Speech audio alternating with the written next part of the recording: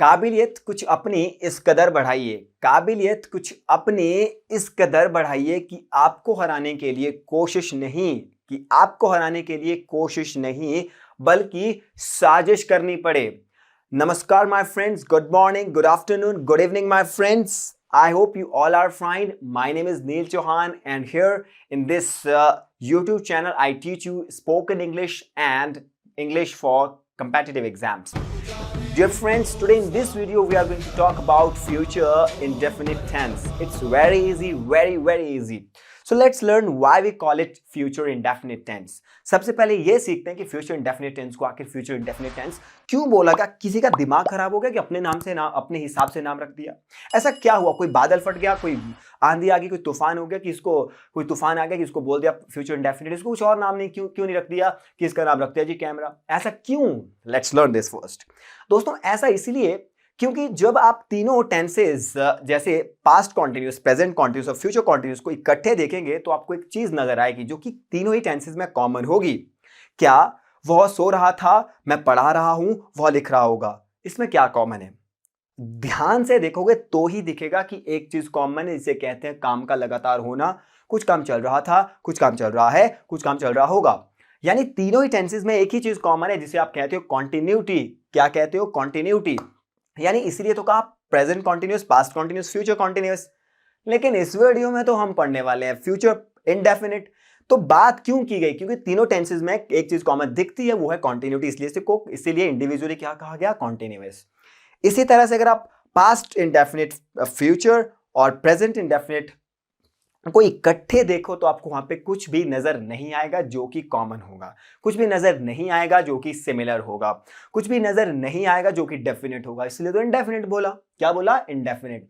कोशिश करके देखिएगा आफ्टर दिस वीडियो, आपको प्रेजेंट इंडेफिनिट, पास्ट इंडेफिनिट और फ्यूचर इंडेफिनिट में कुछ भी साफ साफ कॉमन नहीं दिखेगा, साफ साफ डेफिनेट नहीं दिखेगा, साफ साफ सिमिलर कुछ भी नहीं दिखेगा। इसलिए इसको बोला, तीनों टेंसेस को कंबाइंड रूप से कहा गया indefinite. Past indefinite, present indefinite और फ्यूचर इंडेफिनिट। आपको सभी इंडेफिनिट्स का मतलब समझ में आ गया होगा, सभी कॉन्टिन्यूस का मतलब समझ में आ गया होगा। अगर आ गया तो वीडियो को लाइक कर दीजिए।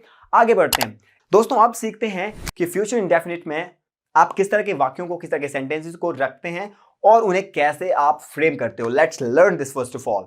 सो दोस्तों, जब आप फ्यूचर इंडेफिनिट टेंस की बात करते हो तो चीजें बड़ी साफ नजर आती है। कैसी साफ नजर आती है? कि ऐसा कोई काम जो आप आने वाले समय में करोगे, चाहे वो 1 मिनट बाद हो, 1 सेकंड बाद हो, 1 माइक्रो सेकंड बाद हो, 1 नैनो सेकंड बाद हो, बस फ्यूचर में करोगे। यानी अभी से कुछ भी सेकंड, कुछ भी मोमेंट बाद कोई काम करोगे तो उसे आप रखोगे फ्यूचर इंडेफिनिट टेंस में। So let's learn what is the pattern for that.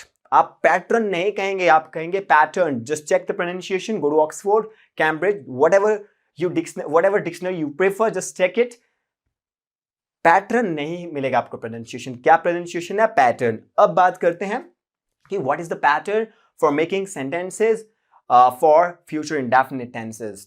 So future indefinite tense, क्या सबसे पहले क्या यूज करोगे? Subject, then you are going to use modal verb shall या विल, जिसे आप हेल्पिंग वर्ब भी कह सकते हो। सबसे पहले क्या यूज करोगे?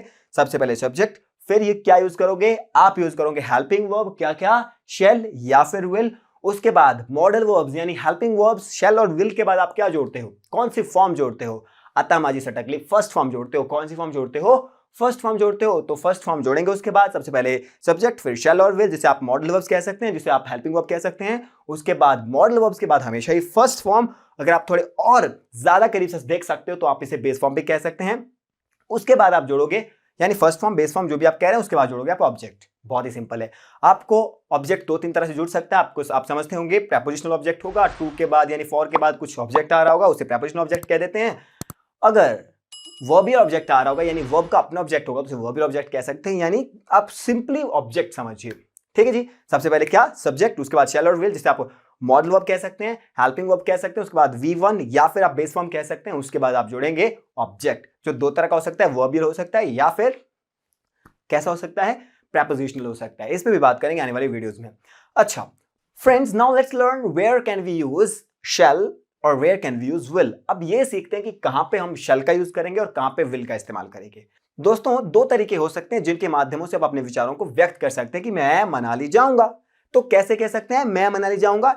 एक है कि आप लिख करके बोल दीजिए, लिख करके पेन पेपर ले करके आप कह दीजिए कि मैं मनाली जाऊंगा, लिख करके कहा आपने।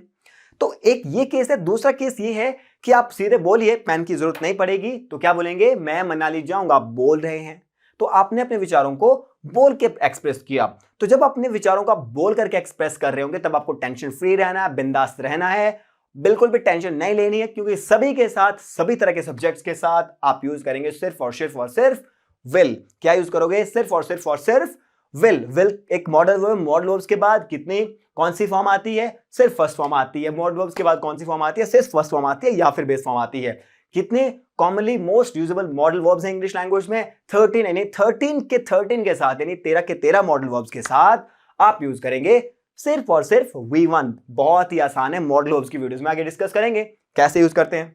अभी के लिए क्या बता रहा हूं कि आप कैसे कहेंगे कि मैं मनाली जाऊंगा। दो तरीके से कह सकते हैं, लिख करके, बोल करके। बोलने की बात कर रहे होंगे आप तो सभी सब्जेक्ट के साथ आप विल का इस्तेमाल करेंगे, I will, she will, they will, इस तरह से। अगर आप लिख करके यूज कर रहे हैं, अगर आप लिख करके अपने विचारों को एक्सप्रेस कर रहे हैं तो आप कहेंगे आई और वी, जो कि फर्स्ट पर्सन है, फर्स्ट पर्सन के साथ क्या लगा देंगे, शैल। तो आइए सीखते हैं कि कैसे बोलकर अपने विचारों को एक्सप्रेस किया जा सकता है।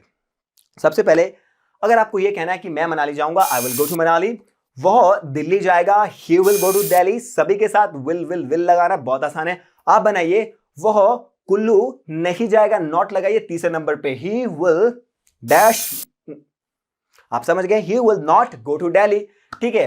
अगर आपको यह कहना होगा कि वह खाना नहीं खाएगा, कितना भी जोर लगा लो, वो खाना नहीं खाएगा, ही विल नॉट ईट फूड। समझ में आता है इस तरह से। अगर इसी तरह से आपको लिखते वक्त यही सेंटेंस कहना है कि वो खाना नहीं खाएगा तो ठीक, आप विल ही कहोगे। लेकिन अगर आप आई और वी की बात कर रहे होंगे तो शैल लग जाएगा। आई शैल गो टू मनाली, हम मनाली जाएंगे, we shall go to Manali. अगर लिख रहे हैं तो स्कूल, कॉलेज, यूनिवर्सिटी या फिर कहीं ऐसे प्लेस पे where there is an office and you need to use formal English, तो आप क्या यूज करोगे, वहां पे विल यूज नहीं करोगे, आप यूज करेंगे आई और वी के साथ शैल का। आइए आगे बढ़ते हैं और अब सीखते हैं कि कैसे नेगेटिव सेंटेंसेस आप बना सकते हैं। नेगेटिव सेंटेंसेस कैसे बनाओगे, नॉट को तीसरे नंबर पे जोड़ना है। मैं दिल्ली नहीं जाऊंगा, I will not go to Delhi, या फिर आप कहेंगे I shall not go to Delhi, very easy. अगर उससे आपको यह कहना कि वो खाना नहीं खाएगा, क्या कहेंगे, ही विल नॉट ईट फूड। बस बिल्कुल सिंपल है, आप चाहें तो विल और नॉट को जोड़ सकते हैं। तो आप कहते हैं, क्या कहेंगे, विल और नॉट को विलंट मत कह देना, वॉन्ट मत कह देना, वोंट, वोंट, WONT, क्या बोलेंगे, won't, he won't eat food. इसी का अगर आपको मान के चलिए इंट्रोगेटिव सेंटेंस बनाना हो जहां पे नॉट ना हो, क्या वह खाना खाएगा, अभी तो कह रहा था नहीं खाएगा, अभी आप कह रहे हैं कि खाएगा, तो कंफर्म कर रहे हैं क्या वह खाना खाएगा, विल ही ईट फूड। क्या वह वीडियो लाइक करेगा, will he like the video. क्या वो हमारे घर आएगा, will he come our home, will he come to our home. इस तरह से क्या वह पढ़ाई करने दिल्ली जाएगा, will he go to Delhi for learning, इस तरह से। ठीक है जी। इसी के नेगेटिव सेंटेंस, क्या वो दिल्ली नहीं जाएगा, won't he go to Delhi, will और नॉट को जोड़ करके, विल और नॉट को शुरू में ही जोड़ दो, क्या बन जाएगा, won't, won't he go to Delhi. क्या आप वीडियो को लाइक नहीं करोगे, क्या आप वीडियो को लाइक नहीं करोगे, won't you like the video. क्या आप चैनल को सब्सक्राइब नहीं करोगे, won't you subscribe the channel. इस तरह से। क्या आप हार्ड स्टडीज नहीं करोगे, वोंट यू स्टडी हार्ड। इस तरह से आप इसी में ही WH फैमिली का वर्ड जोड़ दो, क्या क्या आप स्टडी हार्ड क्यों नहीं करोगे, why won't you study hard. आप मेरे घर क्यों नहीं आओगे, why won't you come to my home. आप मेरे घर कब आओगे, when will you come to my home. आप मेरे घर कितने बजे आओगे, what time will you come to my home. इस तरह से। आप मेरे घर कैसे आओगे, how will you come to my home. बहुत इजी है। तो दोस्तों ये था मेरा काम। आपका काम, पहले आपको रिवीजन की ओर लेके चलता हूं, फिर आपका काम बताता हूं। दोस्तों आज हमने क्या सीखा कि फ्यूचर इंडेफिनिट को इंडेफिनिट इसलिए कहते हैं क्योंकि तीनों ही टेंसेस में, प्रेजेंट इंडेफिनिट, फ्यूचर इंडेफिनिट और पास्ट इंडेफिनिट में हमें कोई भी चीज कॉमन इकट्ठी नजर नहीं आती है, उसे हमने इसीलिए हमें इसे क्या कह दिया, इसलिए हमने तीनों टेंसेस को इंडेफिनिट नाम दे दिया और कहा फ्यूचर इंडेफिनिट, पास्ट इंडेफिनिट और प्रेजेंट इंडेफिनिट। इसके बाद हमने बोला अगर आप स्पोकन इंग्लिश की बात कर रहे हो तो आपको सभी सब्जेक्ट के साथ विल का इस्तेमाल करना है, I will, they will, he will, she will. और अगर आप लिखते वक्त अपने विचारों को एक्सप्रेस कर रहे हैं स्कूल, कॉलेज या फिर यूनिवर्सिटी में, where you need to use formal language, तब आप यूज करेंगे आई और वी के साथ शल का। और इसके साथ साथ मैंने आपको ये भी बताया कि आप हमेशा ही शल और विल के बाद फर्स्ट फॉर्म का यूज करोगे। शल और विल मॉडल वर्ब्स हैं। इंग्लिश लैंग्वेज में 13 commonly modal verbs are there. Whenever you are going to talk about those modal verbs, you just need to use V1 or I could say base form of the action. And इसके साथ साथ मैंने आपको बताया अगर आपको WH family use करनी होगी तो आप पहले सेंटेंस को इंट्रोगेटिव जरूर कीजिएगा, उसके बाद WH फैमिली का कोई भी वर्ड इस्तेमाल कीजिएगा। दोस्तों मैंने अपना काम कंप्लीट कर लिया है, देखते हैं आप अपना काम कंप्लीट करते हो या नहीं। दोस्तों आपका काम क्या है कि आपको सेंटेंस लिख करके कमेंट बॉक्स में सेंड कर देना है, टाइप कर देना है, I will check it out there. So आपका क्वेश्चन क्या है, वह खाना क्यों नहीं खाएगा, वह खाना क्यों नहीं खाएगा, वह खाना क्यों नहीं खाएगा। Just leave me a comment, just drop me a comment there, I'll check it out there। दोस्तों मेरे साथ इस वीडियो में अंत तक बने रहने के लिए आपका दिल से शुक्रिया। आपसे मिलूंगा नेक्स्ट वीडियो में, आपसे मुलाकात होगी अगली वीडियो में, अगली जबरदस्त वीडियो में। तब तक के लिए अपना ध्यान रखिए। जय हिंद, जय भारत।